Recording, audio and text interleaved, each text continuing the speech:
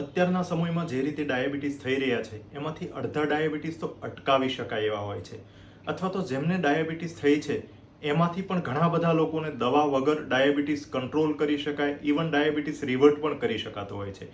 પરંતુ આ ક્યારે શક્ય બને કે જ્યારે તમે ડાયાબિટીસ વિશે સંપૂર્ણ સાયન્ટિફિક એટલે કે વૈજ્ઞાનિક માહિતી રાખતા હો અને એના માટે જરૂરી ડિસિપ્લિન તમારામાં હોય તો ડાયાબિટીસ કંટ્રોલ દવા વગર પણ કરી શકાય છે.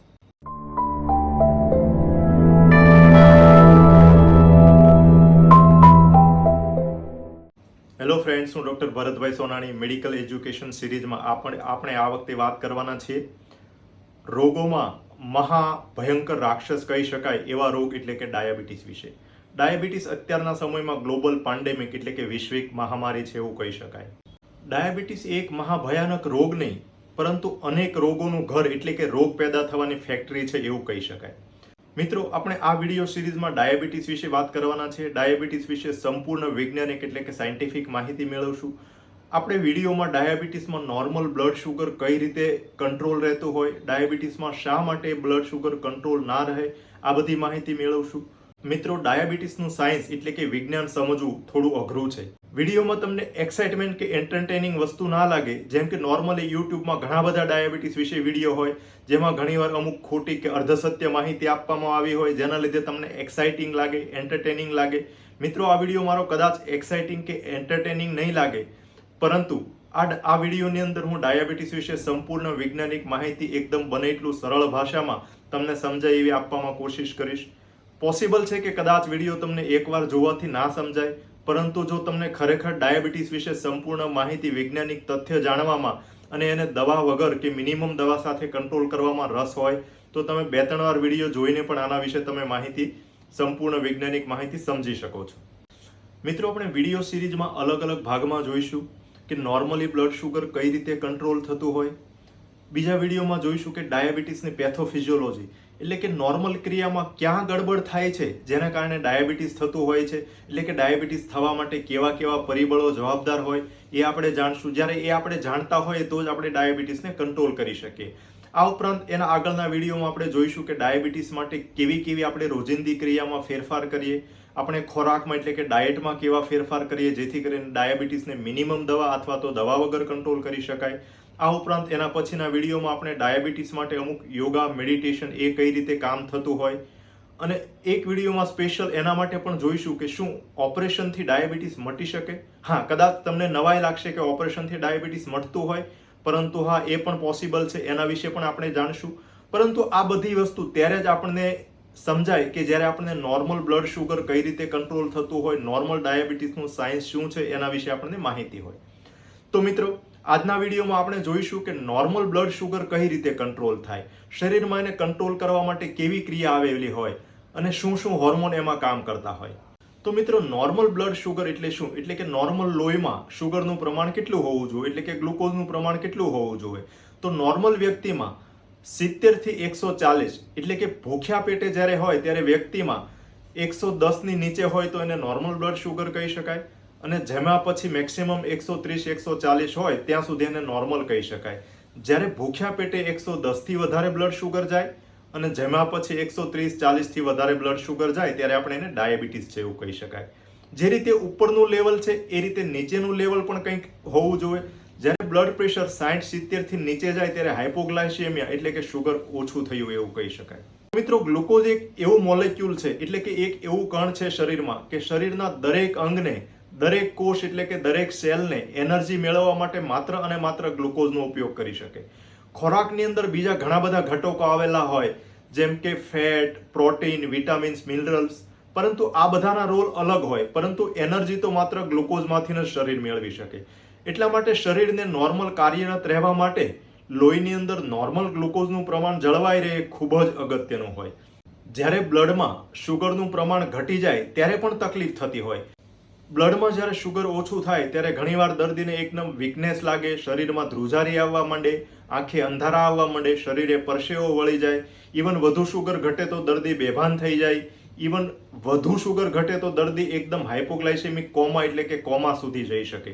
એટલે શરીરમાં નોર્મલ બ્લડ ગ્લુકોઝ મેન્ટેન રહેવું પણ જરૂરી છે. એ જ રીતે જ્યારે લોહીની અંદર ગ્લુકોઝનું પ્રમાણ વધી જાય એટલે કે નોર્મલ કરતાં વધુ હોય તો એ પણ અનેક રોગો પેદા કરે જેને આપણે ડાયાબિટીસ કહેતા હોય છે. અનેક ડાયાબિટીસ એ ઘણા બધા રોગોનો, ઘણા બધા કોમ્પ્લિકેશનનો સમૂહ છે. તો નોર્મલ આ બ્લડ ગ્લુકોઝની માત્રા જે શરીરમાં કંટ્રોલ રહે એને ગ્લુકોઝ હોમિયોસ્ટેસિસની ક્રિયા કહેવાય. એટલે કે શરીરની અંદર એટલી સરસ ક્રિયા ભગવાને ગોઠવેલી હોય કે નોર્મલ વ્યક્તિનું બ્લડ શુગર, જેને ડાયાબિટીસ નથી, એ વ્યક્તિનું બ્લડ શુગર નોર્મલી 70 થી 130-40 વચ્ચે ફૂલ્લી ટાઇટલી કંટ્રોલ રહે.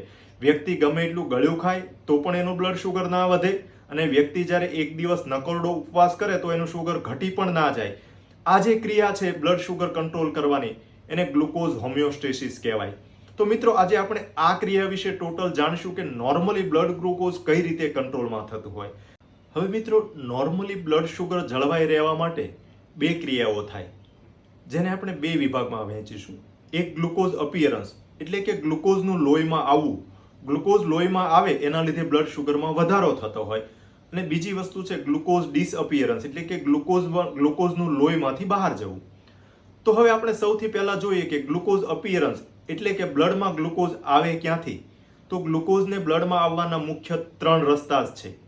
પહેલી વસ્તુ, ખોરાકમાંથી. આપણે જે કંઈ પણ ખોરાક લઈએ એ ખોરાક મોઢાથી શરૂ થઈ હોજરીમાં ખોરાકનું પાચનની ક્રિયા ચાલુ થાય.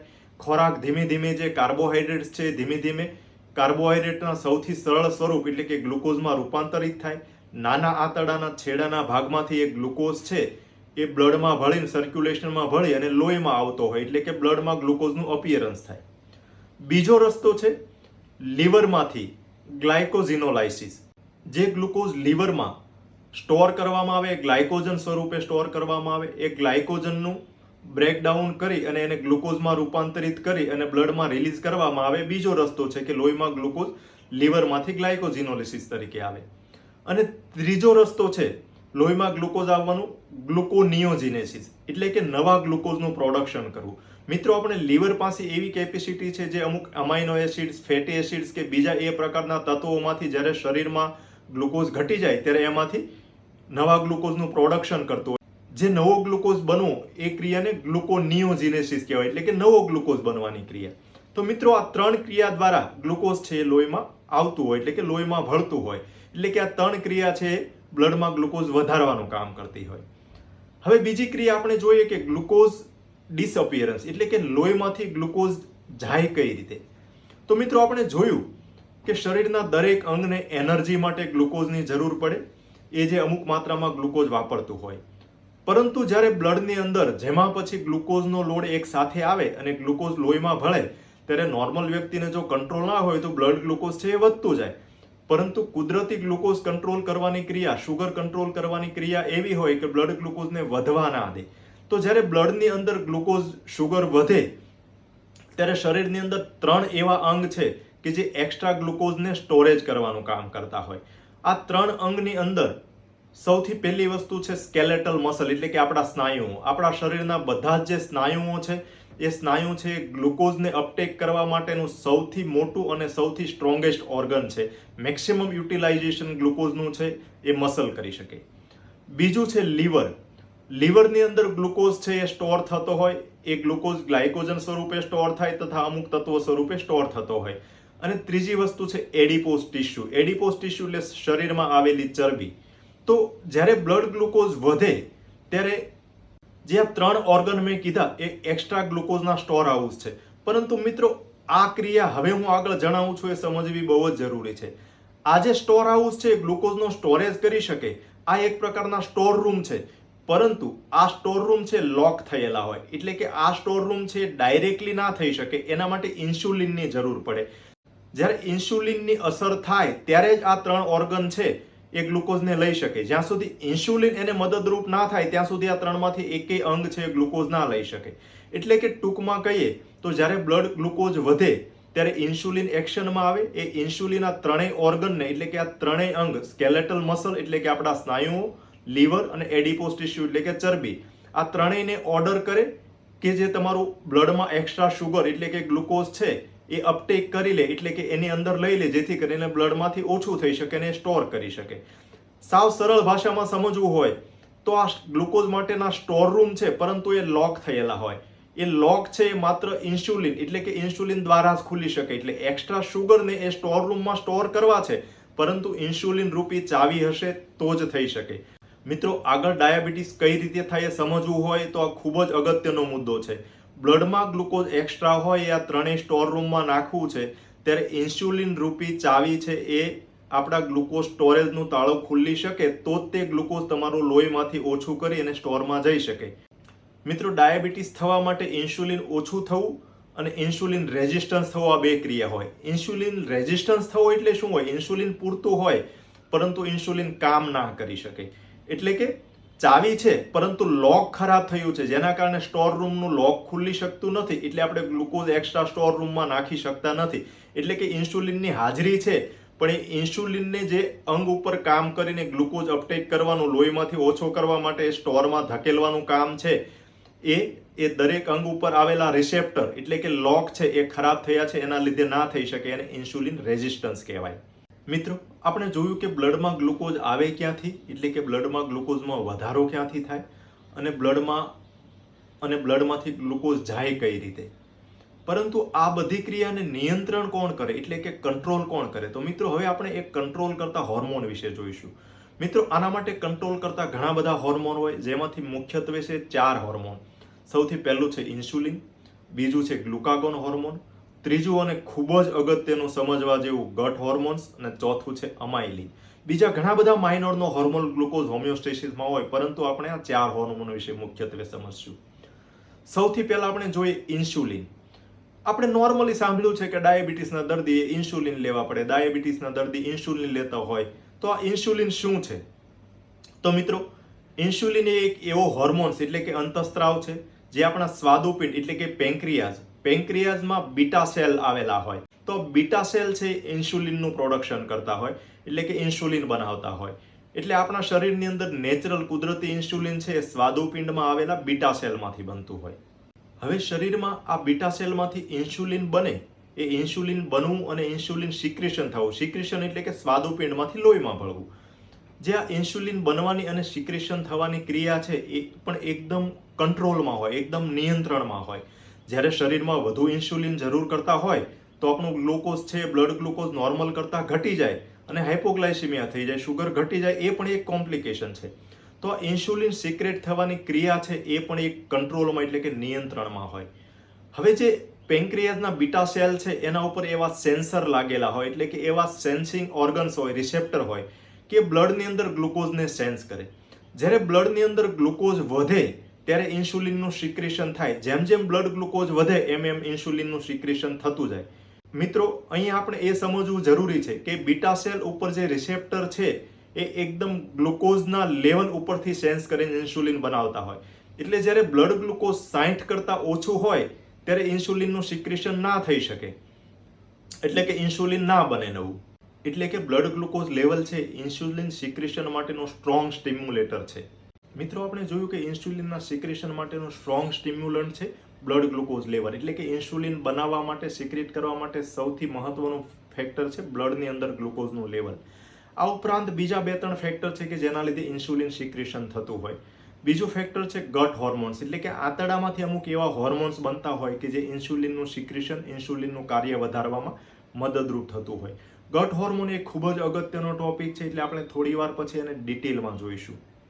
આ ઉપરાંત ત્રીજું અમુક એવા અમાઇનો એસિડ છે જેવા કે આર્જિનિન, લ્યુસિન, લાઇસિન, આ પ્રકારના અમાઇનો એસિડ છે એ પણ આપણને ઇન્સ્યુલિનનું સિક્રેશન કરવામાં સ્ટિમ્યુલન્ટ તરીકે કામ કરતા હોય. મિત્રો, આ આપણે એટલા માટે નોટ કરીશું કે એવા કેવા પ્રકારના ખોરાક લઈ શકીએ કે જેની અંદર આવા અમાઇનો એસિડ્સ વધુ હોય, એન્ટીઓક્સિડન્ટ વધુ હોય, તો જે ઇન્સ્યુલિન સિક્રેશન કરવામાં મદદરૂપ થતા હોય.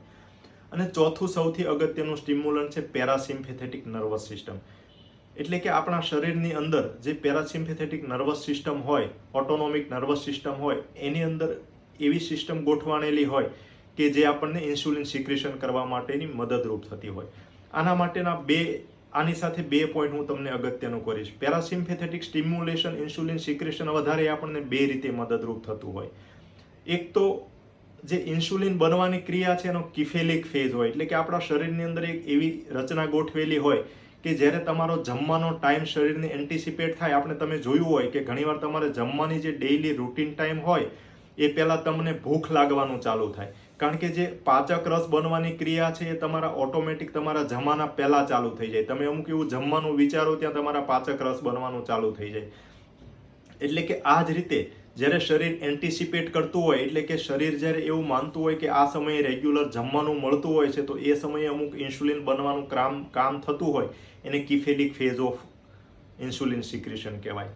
અને આના સિવાય બીજું સૌથી અગત્યની વસ્તુ જે આપણા યોગા અને પ્રાણાયામ છે એ પેરાસિમ્પેથેટિક નર્વસ સિસ્ટમને સ્ટિમ્યુલેટ કરતા હોય. એટલે એ આ પોઈન્ટ સમજવું ખૂબ જ જરૂરી છે કે પેરાસિમ્પેથેટિક સ્ટિમ્યુલેશન યોગા અને મેડિટેશન દ્વારા થતું હોય એ કઈ રીતે ડાયાબિટીસને કંટ્રોલ કરવામાં મદદરૂપ થતું હોય. તો યોગા અને મેડિટેશનથી પેરાસિમ્પેથેટિક સ્ટિમ્યુલેશન થાય. એ સ્ટિમ્યુલેશન છે આપણું ઇન્સ્યુલિન સિક્રેશન વધારવામાં મદદરૂપ થતું હોય. તો આ રીતે યોગા મેડિટેશન પણ ડાયાબિટીસ કંટ્રોલ કરવામાં મદદરૂપ થતું હોય. હવે જ્યારે બીટા સેલમાંથી ઇન્સ્યુલિન બને ત્યારે ઇન્સ્યુલિન શું કરે? તો ઇન્સ્યુલિનના મેઇનલી 3 કાર્ય છે. સૌથી પહેલું કાર્ય છે ઇન્સ્યુલિન છે ઇન્સ્યુલિન સેન્સિટિવ ઓર્ગન્સ, જે આપણે આગળ જોયું કે 3 શરીરમાં અંગ એવા છે કે જેની ઉપર ઇન્સ્યુલિન કામ કરી અને બ્લડ ગ્લુકોઝ ઘટાડે. એટલે કે આપણા સ્નાયુ, સ્કેલેટલ મસલ, લીવર અને એડિપોસ ટિશ્યુ. ઇન્સ્યુલિન જ્યારે બ્લડમાં આવે ત્યારે આ ત્રણેય ઓર્ગનને ઓર્ડર કરે કે બ્લડની અંદર જે વધુ પડતું શુગર છે એ શુગર છે અપટેક કરી અને બ્લડમાંથી શુગરનું લેવલ ઘટાડો. એટલે કે ઇન્સ્યુલિનનું સૌથી પહેલું અને સૌથી મહત્વનું કાર્ય છે કે ઇન્સ્યુલિન સેન્સિટિવ ઓર્ગન ત્રણેય છે એને ઓર્ડર કરવો કે બ્લડમાંથી ગ્લુકોઝ ઓછું કરો. ઇન્સ્યુલિનનું બીજું કાર્ય છે લીવરમાંથી ગ્લાયકોજિનોલાઇસિસ. એટલે કે લીવરમાંથી ગ્લાયકોજનનું બ્રેકડાઉન થઈને ગ્લુકોઝ જે બનતો હોય એ ક્રિયાને બંધ કરવી. એટલે કે એ લીવરમાંથી જે સ્ટોર ગ્લુકોઝ છે એ રિલીઝ થતો ઓછો કરવો. કારણ કે ઓલરેડી આંતરડામાંથી ગ્લુકોઝ વધે છે, આંતરડામાંથી બ્લડમાં ગ્લુકોઝ આવે છે, બ્લડમાં ગ્લુકોઝ ઓલરેડી વધુ છે, તો આપણે નવા ગ્લુકોઝ રિલીઝ થતો આપણે અટકાવવો જોઈએ. એટલે કે બીજું કાર્ય છે લીવરમાંથી ગ્લાયકોજિનોલિસિસને ઓછું કરે. ત્રીજું અગત્યનું કાર્ય છે લીવરમાં નવો ગ્લુકોઝ બનવાનું કાર્ય છે કે જેને ગ્લુકોનિયોજિનેસિસ કહેવાય. એટલે કે લીવરમાં નવા ગ્લુકોઝ બનવાનું કાર્ય છે એને પણ ઇન્હિબિટ કરે, એટલે કે ગ્લુકોઝ બનવાનું કાર્ય બંધ કરાવે. અને ચોથું અગત્યનું કાર્ય છે ગ્લુકાગોન. ગ્લુકાગોન આપણે હમણાં જોઈશું કે ગ્લુકાગોન છે ઇન્સ્યુલિનનું ટોટલી વિરોધી હોર્મોન્સ. જે રીતે ઇન્સ્યુલિનનું કાર્ય શુગરને ઘટાડવાનું છે એ જ રીતે ગ્લુકાગોનનું કાર્ય છે એ શુગરને વધારવાનું છે. તો ઇન્સ્યુલિન છે ગ્લુકાગોનની એક્શનને ઓછી કરે. એટલે કે ગ્લુકાગોન નામનો હોર્મોન જે બ્લડ શુગર વધારવાનું કામ કરતો હોય એની એક્શનને દબાવે. એટલે મેઇનલી આ 4 કામ ઇન્સ્યુલિનના થયા. એટલે કે ઇન્સ્યુલિન આ 4 ક્રિયાઓ દ્વારા બ્લડ શુગર એટલે કે લોહીમાં ગ્લુકોઝનું પ્રમાણ કંટ્રોલ કરતું હોય. મિત્રો, હવે આપણે બીજા હોર્મોન ગ્લુકાગોન વિશે જોઈએ. ગ્લુકાગોન એ પણ ઇન્સ્યુલિનનો ઓપોઝિટ હોર્મોન છે. એ પેન્ક્રિયાઝ એટલે કે સ્વાદુપિંડના આલ્ફા સેલ આવેલા હોય એ આલ્ફા સેલમાંથી સિક્રેટ થતો હોય. ગ્લુકાગોનનું કામ છે ઇન્સ્યુલિનથી ટોટલ વિરોધી છે, એટલે કે બ્લડમાં ગ્લુકોઝ વધારવાનું કામ છે. તો મિત્રો, તમને એવું થશે કે તો આ તો એક વિલન કહેવાય. ગ્લુકાગોનનું કામ તો ડાયાબિટીસ પેદા કરવાનું છે, પરંતુ એવું નથી. ગ્લુકાગોનનો રોલ ત્યારે જ મોટા ભાગે એક્શનમાં આવે કે જ્યારે તમારા શરીરમાંથી બ્લડ શુગર એટલે કે લોહીમાં ગ્લુકોઝનું પ્રમાણ ઘટવા માંડે. જ્યારે તમે જેમાં પછી 5-6 કલાક થઈ જાય, અમુક 8-10 કલાક થાય ત્યારે શુગર છે લોહીમાંથી ધીમે ધીમે એનર્જી સ્વરૂપે વપરાઈ ગયું એટલે બ્લડની અંદર શુગર ઘટવા માંડે. જ્યારે બ્લડની અંદર શુગર ઘટે ત્યારે ગ્લુકાગોન એક્શનમાં આવે અને બ્લડ શુગર જ્યારે ઘટે ત્યારે ગ્લુકાગોનનું સિક્રેશન વધે અને ગ્લુકાગોન છે ઇન્સ્યુલિન જે ગ્લુકાગોન છે એ બ્લડની અંદર શુગર લેવલ મેન્ટેન રાખવામાં કામ કરી શકે. જો અમુક લેવલથી ઓછું શુગર થઈ જાય તો આપણું શરીર છે કાર્યરત ના રહી શકે. એટલે ગ્લુકાગોન પણ ઇન્સ્યુલિન જેટલો જ મહત્વનો હોર્મોન છે. મિત્રો, ત્રીજા અને સૌથી અગત્યના હોર્મોન ગ્રુપની આપણે વાત કરીશું કે જે ડાયાબિટીસ કંટ્રોલ કરવામાં ખૂબ જ અગત્યનો રોલ ભજવતું હોય. એ ગ્રુપનું નામ છે ગટ હોર્મોન્સ. એટલે કે આંતરડામાંથી બનતા એવા હોર્મોન. ગટ હોર્મોન એક એવા હોર્મોનનો સમૂહ છે કે જેમાં પછી આંતરડામાંથી એવા હોર્મોન રિલીઝ થતા હોય કે જે બ્લડ ગ્લુકોઝ કંટ્રોલ કરવામાં ખૂબ જ મહત્વનો ભાગ ભજવતા હોય. મિત્રો, અત્યારના સમયમાં આ જે ગટ હોર્મોન્સ છે એને ઇન્ક્રેટિન્સ પણ કહેવામાં આવતું હોય છે. જે આ ગટ હોર્મોન એટલે એ સંશોધનો અને રિસર્ચ માટેનો એટલો હોટ ટોપિક છે કે અત્યારે ડાયાબિટીસ કંટ્રોલ કરવા માટે આના ઉપરથી દવાઓ કઈ રીતે બનાવવી એના ઉપર પ્રમાણમાં ખૂબ જ સંશોધનો થઈ રહ્યા છે અને ખૂબ જ ઇફેક્ટિવ દવાઓ ઓલરેડી અત્યારે પણ આ મિકેનિઝમ ઉપર કામ કરતી છે. એટલા માટે આપણે અત્યારે આ ગટ હોર્મોનનો ડાયાબિટીસ કંટ્રોલ કરવામાં કેટલો અગત્યનો રોલ છે આપણે સમજવો જોઈએ. અને મિત્રો, આ સમજવું એટલા માટે ખૂબ જરૂરી છે કે જ્યારે આપણે આગળ જોઈશું કે ઓપરેશનથી કઈ રીતે ડાયાબિટીસ મટી શકે. હા, ફરીવાર કહું છું, તમને કદાચ નવાઈ લાગશે કે ઓપરેશનથી ડાયાબિટીસ મટતું હોય. હા, ચોક્કસ મટી શકે. તો ઓપરેશનથી કઈ રીતે ડાયાબિટીસ મટી શકે એ સમજવા માટે પણ આ ગટ હોર્મોનનો રોલ ખૂબ જ અગત્યનો હોય છે. તો આપણે એના વિશે થોડું જાણીએ. મિત્રો, આપણે આગળ જોયું કે ઇન્સ્યુલિનના સિક્રેશન માટે એટલે કે ઇન્સ્યુલિન બનાવવા માટે સૌથી સ્ટ્રોંગ સ્ટિમ્યુલેટર છે બ્લડ ગ્લુકોઝ લેવલ. એટલે કે બ્લડમાં જ્યારે ગ્લુકોઝનું લેવલ વધે ત્યારે ઇન્સ્યુલિનનું શરીરમાં સિક્રેશન પ્રોડક્શન એ પ્રમાણમાં વધતું હોય. હવે જ્યારે 1960ના દાયકામાં એક સ્ટડી શરૂ થઈ, એની અંદર ઇન્સ્યુલિન સિક્રેશન માટે બ્લડ ગ્લુકોઝ લેવલ વધારવા માટેની અલગ અલગ સ્ટડી થતી હતી. એમાં દર્દીઓના સમૂહને બે રીતે વહેંચવામાં આવ્યા. એક દર્દીને આઈવી ગ્લુકોઝ એટલે કે ડાયરેક્ટ નસમાં બોટલ ચડાવીને ગ્લુકોઝ આપવામાં આવ્યો અને બાકીના અડધા દર્દીઓને મોઢેથી ગ્લુકોઝ, અડધા 50% દર્દીઓને મોઢેથી પ્રવાહી દ્વારા પીવામાં અથવા તો જમવામાં ગ્લુકોઝ આપવામાં આવ્યો. હવે નોર્મલી વિચારીએ તો આઈવી એટલે કે ડાયરેક્ટ તમે લોહીમાં ગ્લુકોઝ ચડાવો તો એ બ્લડ ગ્લુકોઝ છે ડાયરેક્ટલી તમારું લેવલ વધે અને બ્લડ ગ્લુકોઝ સડન રેઝ થાય તો એ પ્રમાણમાં વધુ ઇન્સ્યુલિન એમાં બનવું જોઈએ. પરંતુ મિત્રો, ચોંકાવનારું રિઝલ્ટ એ આવ્યું કે જ્યારે બંને ગ્રુપના સ્ટડીને કમ્પેર કરવામાં આવ્યા ત્યારે જે લોકોને મોઢેથી ગ્લુકોઝ આપવામાં આવ્યો હતો એનું ઇન્સ્યુલિન પ્રોડક્શન, ઇન્સ્યુલિન સિક્રેશન છે આઈવી ગ્લુકોઝ કરતા પ્રમાણમાં વધુ જોવા મળ્યું. તો આના ઉપરથી એ વિચારનો પાયો નખાણો કે આંતરડાની અંદર કંઈક એવું છે કે જે નોર્મલી બ્લડ ગ્લુકોઝ કરતાં કંઈક એવું એક્સ્ટ્રા છે કે જે ડાયાબિટીસ એટલે કે ઇન્સ્યુલિનનું પ્રોડક્શન કરવામાં અને ડાયાબિટીસ કંટ્રોલ કરવામાં મદદરૂપ થાય છે. તો ત્યારથી આના વિશે સંશોધનો શરૂ થયા. ત્યાર પછી અનેક સંશોધનો થયા અને અનેક સંશોધનો અને સ્ટડી પછી અત્યારના સમયમાં એકદમ 100% પુરવાર થયેલું છે કે ગટ હોર્મોન્સ એટલે કે આંતરડામાંથી અમુક એવા હોર્મોન્સ બનતા હોય છે જે ગ્લુકોઝ નિયંત્રણ એટલે કે બ્લડ શુગર કંટ્રોલ કરવાની ક્રિયામાં ઇન્સ્યુલિન જેટલો ખૂબ જ અગત્યનો ભાગ ભજવતા હોય છે. મિત્રો, આ ગટ હોર્મોનની અંદર ઘણા બધા અલગ અલગ હોર્મોન હોય, પરંતુ આપણે મેઇનલી અહીંયા બે હોર્મોન વિશે વાત કરશું. અગત્યના બે હોર્મોન છે GIP અને GLP-1. આ હોર્મોનની અંદર જોઈએ તો GIP હોર્મોન છે આંતરડાના નાના આંતરડાના શરૂઆતના ભાગમાંથી સિક્રેટ થતો હોય અને GLP હોર્મોન છે એ આંતરડાના મિડલ અને ડિસ્ટલ એટલે કે વચ્ચેના અને છેડાના ભાગમાંથી સિક્રેટ થતો હોય. જ્યારે આપણે કંઈ પણ ખોરાક લઈએ ત્યારે ખોરાક પાચન થઈને હોજરીમાંથી જેમ જેમ આંતરડામાં આગળ વધે અને બ્લડ ગ્લુકોઝ જ્યારે શોષણ થવાનું હોય એ ભાગમાં ડિલિવર થાય ત્યારે એ ભાગમાંથી GLP-1 હોર્મોન છે એ પ્રોડ્યુસ થતો હોય. હવે GLP-1 હોર્મોન, GIP અને GLP-1 એટલે કે આ ગટ હોર્મોન્સ છે એ હોર્મોનની અંદર GIP હોર્મોન છે ઇન્સ્યુલિનનું સિક્રેશન એટલે કે ઇન્સ્યુલિન પ્રોડક્શનનું કામ કરતું હોય, ઇન્સ્યુલિનનું સિક્રેશન વધારતું હોય. જ્યારે GLP હોર્મોન છે એનો રોલ તો ખૂબ જ અગત્યનો અને ખૂબ જ વિશાળ છે. જ્યારે GLP-1 હોર્મોન છે એ ઇન્સ્યુલિનનું સિક્રેશન વધારે, આ ઉપરાંત સાથે સાથે ગ્લુકાગોનનું પ્રોડક્શન ઘટાડે. આના સિવાય ત્રીજો ઇમ્પોર્ટન્ટ એક્શન છે એની ગેસ્ટ્રિક એમ્પ્ટિંગ ડિલે કરવો એટલે કે હોજરીમાંથી જેમ જેમ પાચન થઈને ખોરાક આગળ જતો હોય એ ક્રિયાનો દર ઓછો કરવો એટલે કે હોજરીમાંથી ગ્લુકોઝ લોડ જે આંતરડામાં આવતો હોય એને થોડોક ધીમો કરવો એટલે સડન ગ્લુકોઝ છે એ બ્લડમાં ભળતો અટકી શકે એટલે કે ખોરાક આગળ આવવાની ક્રિયા છે એને પણ કંટ્રોલ કરતું હોય. મિત્રો, અત્યારના સમયમાં ઘણા બધા સ્ટડીએ એ પણ પુરવાર કર્યું છે કે GLP-1 હોર્મોન છે એ આપણા સ્વાદુપિંડમાં આવેલા બીટા સેલનો જે નાશ થતો હોય, એપોપ્ટોસિસ થતું હોય એ ક્રિયાને અટકાવતું હોય અને બીટા સેલ એટલે કે બીટા સેલ પ્રિઝર્વેશન કરતું હોય એટલે કે બીટા સેલને મરતા અટકાવીને એની સંખ્યા જાળવી રાખતો હોય. આ ઉપરાંત બીટા સેલ પ્રોલિફરેશન એટલે કે નવા બીટા સેલ બનાવી અને બીટા સેલની સંખ્યા વધારતું હોય. હવે જ્યારે બીટા સેલ વધુ હોય ત્યારે આપણું ઇન્સ્યુલિન શરીરની અંદર નેચરલી વધુ બની શકે, ઇન્સ્યુલિન બનવાની કેપેસિટી વધુ રહે. એટલે કે એવું કહી શકાય કે GLP-1 હોર્મોન છે આપણા શરીરની અંદર ઇન્સ્યુલિન બનવાની ફેક્ટરી છે એને મેન્ટેન કરે. આ ઉપરાંત એનું કેપેક્સ એટલે કે એની કેપેસિટી એક્સપાન્શન કરતું હોય એવું પણ કહી શકાય. તો મિત્રો, અત્યારના સમયમાં આ GLP-1 જે ડાયાબિટીસ કંટ્રોલ કરવા માટે એક્શન છે એના ઉપરથી અનેક દવાઓ ઓલરેડી અત્યારે પણ અવેલેબલ છે. GLP-1 હોર્મોન્સ છે એ બ્લડની અંદર DPP-4 નામના એન્ઝાઇમથી ડિસ્ટ્રોય થતો હોય એટલે અત્યારે ઘણી બધી દવાઓ એવી છે કે જે આ GLP-1 ને ડિસ્ટ્રોય કરતો જે હોર્મોન્સ છે એની એક્શન સ્લો કરે એટલે કે એને એન્ટાગોનિસ્ટ કરે, ન્યુટ્રલાઇઝ કરે જેથી કરીને GLP-1 બ્લડમાં લાંબો સમય રહી શકે જેનાથી આપણે ડાયાબિટીસ કંટ્રોલ કરવામાં મદદરૂપ થતું હોય. અત્યારના સમયમાં જે સિટાગ્લિપ્ટિન, લિનાગ્લિપ્ટિન આ પ્રકારની જે ડાયાબિટીસની દવાઓ આવતી હોય એ DPP-4 ઇન્હિબિટર છે, એટલે કે આ હોર્મોનને ઇન્હિબિટ કરે જેથી GLP-1ની એક્શન વધારી શકાય.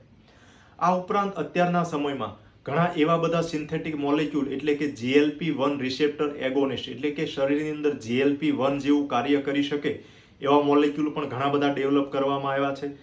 સીમાગ્લુટાઇડ, લિરાગ્લુટાઇડ જે આ GLP-1 એગોનિસ્ટ દવાઓ છે એ ડાયાબિટીસ કંટ્રોલ કરવામાં, ઇવન ડાયાબિટીસ રિવર્ટ કરવામાં તથા ઇવન વજન ઘટાડવામાં પણ ખૂબ જ અગત્યનો ભાગ ભજવતી હોય છે. GLP-1 છે શરીરમાં વજન ઘટાડવામાં ખૂબ જ મહત્વનો ભાગ ભજવતી હોય. ઓબેસિટી એટલે કે સ્થૂળતા છે, ડાયાબિટીસ અનકન્ટ્રોલ બ્લડ શુગર માટે ખૂબ જ જવાબદાર છે, એટલે GLP-1 એ રીતે પણ મદદરૂપ થતું હોય. હવે ચોથો હોર્મોન્સ છે અમાઇલિન. અમાઇલિન હોર્મોનનું ડાયાબિટીસ કંટ્રોલ માટે બહુ એટલું બધું મહત્વ નથી, પણ છતાંય આપણે જોઈ લઈએ. જે અમાઇલિન હોર્મોન્સ છે એ પણ પેન્ક્રિયાઝના આલ્ફા સેલમાંથી બનતો હોય. અમાઇલિન છે ઇન્સ્યુલિનના આસિસ્ટન્ટ તરીકે કામ કરતો એટલે કે ઇન્સ્યુલિનનું કાર્ય કરવામાં મદદરૂપ થતું હોય. આ ઉપરાંત બીજું એનું કાર્ય છે ગેસ્ટ્રિક એમ્પ્ટિંગ ડિલે કરવું, એટલે કે હોજરીમાંથી જે ગ્લુકોઝ ડિલિવર થતો હોય, જે પાચક રસ ડિલિવર આંતરડામાં થતા હોય એને સ્લો કરે, એટલે કે જ્યારે બ્લડ ગ્લુકોઝ વધતું હોય ત્યારે ગ્લુકોઝની ડિલિવરી છે આંતરડામાં ઓછું કરતો હોય, એ રીતે ડાયાબિટીસ કંટ્રોલ કરવામાં મદદરૂપ થતું હોય. આ ઉપરાંત અમાઇલિન હોર્મોન્સ છે એ ભૂખ ઓછી લાગવી તથા વજન ઘટાડવામાં પણ મદદરૂપ થતું હોય છે, જેથી ડાયાબિટીસ કંટ્રોલ કરવામાં એક્સ્ટ્રા મદદ થઈ શકે. હવે મિત્રો આપણે દરેક કેરેક્ટરનો અલગ અલગ રોલ જોયો કે ઇન્સ્યુલિન રૂપી હીરો કઈ રીતે કામ કરે, ગ્લુકાગોન કઈ રીતે કામ કરતું હોય, સહકલાકાર તરીકે ગટ હોર્મોન્સ અમાઇલિન એ કઈ રીતે કામ કરતું હોય. પરંતુ પિક્ચર તો ત્યારે જ બને કે જ્યારે બધા એક સાથે કામ કરી શકે.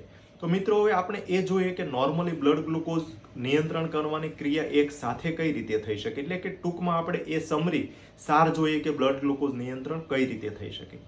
હવે જ્યારે વ્યક્તિ કંઈ પણ વસ્તુ જમવાની લે, મોઢેથી ખાવાનું લે એટલે હોજરીની અંદર એટલે કે સ્ટમકની અંદર જે છે વલોવાય, એની અંદર પાચનની ક્રિયા ચાલુ થાય. જે સેમી ડાયજેસ્ટેડ ખોરાક છે ધીમે ધીમે આંતરડામાં આગળ વધે, આંતરડામાં દરેક ઘટકનું પાચન થતું જાય. એમાં કાર્બોહાઈડ્રેટ છે એકદમ સરળ સ્વરૂપ એટલે કે ગ્લુકોઝમાં રૂપાંતરિત થાય. એ ગ્લુકોઝ છે આંતરડાની અંદર એબ્સોર્પ્શન થાય એટલે કે શોષણ થાય અને બ્લડમાં ભળે.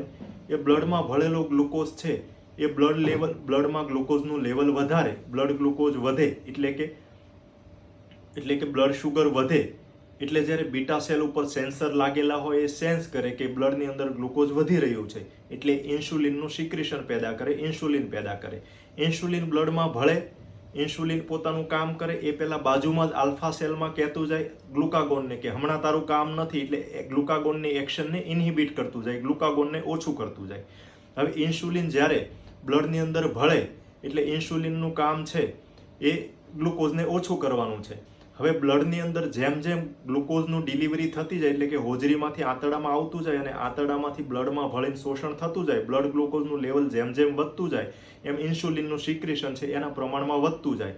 હવે આપણે જોયું કે ઇન્સ્યુલિન વધે અને ગ્લુકાગોન ઘટે એટલે મેઇનલી ગ્લુકોઝ ડિસઅપિયરન્સ એટલે કે બ્લડમાંથી ગ્લુકોઝ છે એ લીવરમાં, મસલમાં અને એડિપોઝ ટિશ્યુમાં સ્ટોર સ્વરૂપે જવા માંડે અને શરીરની અંદર ગ્લાયકોઝિનોલિસિસ કે ગ્લુકોનિયોજિનેસિસ એટલે કે લીવરમાંથી નવા ગ્લુકોઝનું પ્રોડક્શન છે એ ઓછું થાય, એટલે કે બ્લડમાં ગ્લુકોઝ નવું આવવાનું ઓછું થાય અને બ્લડમાંથી ગ્લુકોઝ જવાની ક્રિયા વધી જાય, એટલે બ્લડ ગ્લુકોઝ છે આપણું જળવાઈ રહે, વધે નહીં. મિત્રો આ ઇન્સ્યુલિન છે એ વધવાથી બ્લડ ગ્લુકોઝનું નિયંત્રણ થાય. આના સિવાય સાથે સાથે બીજી એક્શન ચાલુ થાય. જ્યારે ગ્લુકોઝ છે આંતરડાના ભાગમાં જ્યાં ગ્લુકોઝનું શોષણ થતું હોય એ લેવલે પહોંચે એટલે એ લેવલથી ગટ હોર્મોન્સ એટલે કે GIP અને GLP હોર્મોન સિક્રેટ થાય. આપણે આગળ જોયું કે GIP છે ઇન્સ્યુલિનનું સિક્રેશન એનું કામ વધારવામાં મદદરૂપ થાય. આ ઉપરાંત એનું મેઇન બીજું અગત્યનું કામ છે ગેસ્ટ્રિક એમ્પ્ટિંગ ડિલે કરે, એટલે કે હોજરી જે આગળ ગ્લુકોઝને ડિલિવર કરતો હોય એને એવો સંદેશો આપવામાં આવે કે ઓલરેડી બ્લડ ગ્લુકોઝનું લેવલ વધુ છે એટલે હમણાં છે આપણે ગ્લુકોઝ ડિલિવર નથી કરવાનો, સ્લો કરવાનો છે, એટલે કે હોજરીમાંથી ખોરાકની ડિલિવરી થતી હોય એ ગેસ્ટ્રિક એમ્પ્ટિંગ થતું હોય એને સ્લો કરે. હવે જ્યારે જેમાં પછી અમુક કલાકો થાય એટલે ધીમે ધીમે બ્લડ ગ્લુકોઝ છે જે આપણે જેમાં હોય એ બધું એબ્સોર્બ થઈ જાય, એટલે નવું બ્લડ છે એટલે નવો ગ્લુકોઝ છે એ બ્લડમાં આવતો બંધ થઈ જાય, એટલે ધીમે ધીમે બ્લડની અંદર ગ્લુકોઝનું લેવલ ઘટવા માંડે. બ્લડની અંદર ગ્લુકોઝનું લેવલ ઘટવા માંડે એટલે ઇન્સ્યુલિનનું સિક્રેશન ઓટોમેટિક ઓછું થાય. ઇન્સ્યુલિનનું સિક્રેશન ઓછું થાય એટલે ગ્લુકાગોનનું સિક્રેશન, જે ઇન્સ્યુલિનના કારણે ગ્લુકાગોન દબાણેલો રહે છે, ઇન્સ્યુલિન છે ઓછું થાય એટલે ગ્લુકાગોન ઓટોમેટિક વધે. હવે જ્યારે બ્લડ શુગર અમુક લેવલથી ઓછું થાય એટલે ઇન્સ્યુલિનનું કામ છે ધીમે ધીમે બંધ થાય અને ગ્લુકાગોનનું કામ ચાલુ થાય. હવે ગ્લુકાગોન નામનો જે હોર્મોન્સ છે એ ગ્લુકાગોન હોર્મોન શું કરે કે બ્લડની અંદર શુગર વધારવાનું કામ કરે. તો આપણે આગળ જે બ્લડનો ગ્લુકોઝ જે સ્ટોર કર્યો છે એ સ્ટોર ગ્લુકોઝ છે એને પાછું રિલીઝ કરે, એ ધીમે ધીમે બ્લડની અંદર પાછો લાવે, જેથી કરીને બ્લડની અંદર જરૂરી ગ્લુકોઝનું લેવલ જળવાઈ રહે, જેથી શરીરના દરેક અંગને જરૂરી ગ્લુકોઝ છે એનર્જી માટે એ મળતા રહે. એટલે કે આ રીતે ગ્લુકાગોન છે એ બ્લડ ગ્લુકોઝને મેન્ટેન કરતું હોય. તો મિત્રો, આગલા વિડીયોમાં આપણે જોઈશું ખૂબ જ અગત્યનો ટોપિક કે ડાયાબિટીસ થાય કઈ રીતે, આ ક્રિયામાં ક્યાં એવી ગડબડ થાય છે કે જેના લીધે માણસને ડાયાબિટીસ થાય અને બ્લડ ગ્લુકોઝ કંટ્રોલ થતું બંધ થઈ જાય. તો મિત્રો, ચેનલ સબસ્ક્રાઇબ ના કરી હોય તો ચેનલને સબસ્ક્રાઇબ કરી અને નોટિફિકેશનનું બટન દબાવો, જેથી કરીને બીજો વિડીયો અપલોડ થાય તો તમને તરત જ માહિતી મળતી રહે. ધન્યવાદ.